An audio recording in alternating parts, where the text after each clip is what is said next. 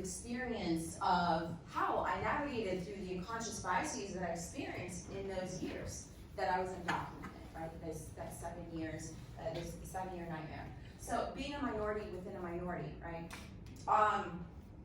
So we know, and I think we're all aware of the fact that we talked about the oppression that still exists today.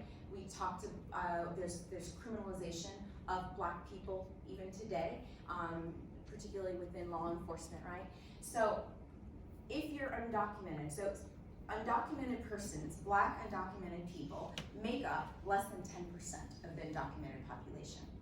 But, however, they make up 25% of undocumented immigrants who will be placed in removal proceedings, right?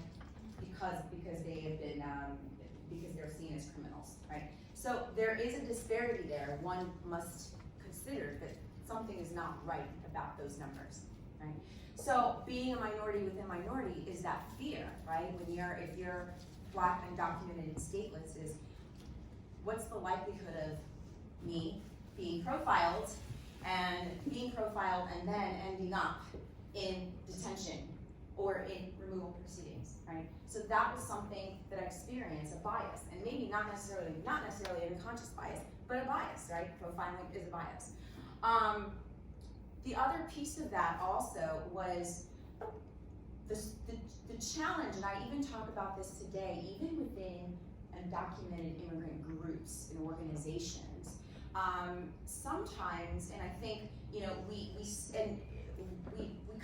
have a certain perception or a certain face of who and what an undocumented immigrant looks like and sounds like, and I didn't fit that. So sometimes I experienced or I felt like my attorneys didn't always take me seriously, or I wasn't validated in my undocumented experience, right? Because I didn't look a certain way, right? And that's why I also talk, because I want people to know that stateless people, undocumented people, don't have a particular look. We look a lot of different ways.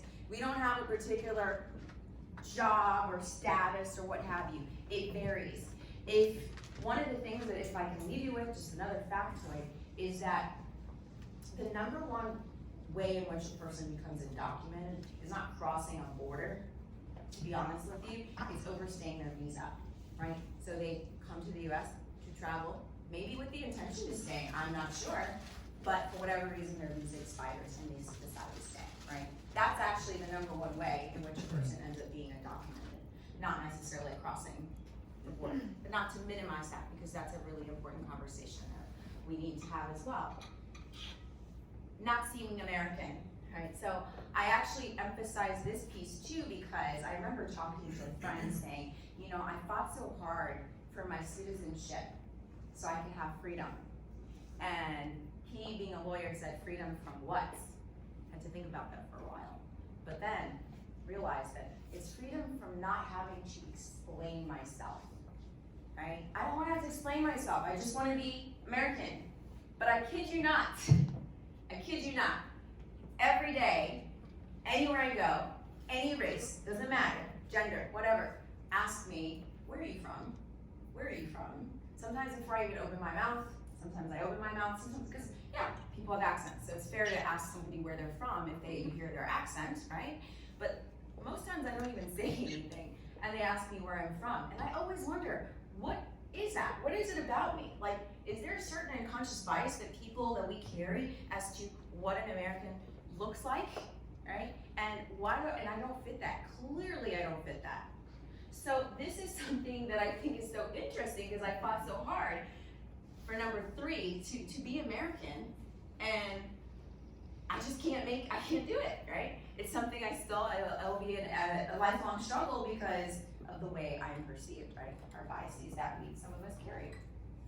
All right, so the other piece I want to share, and I want to be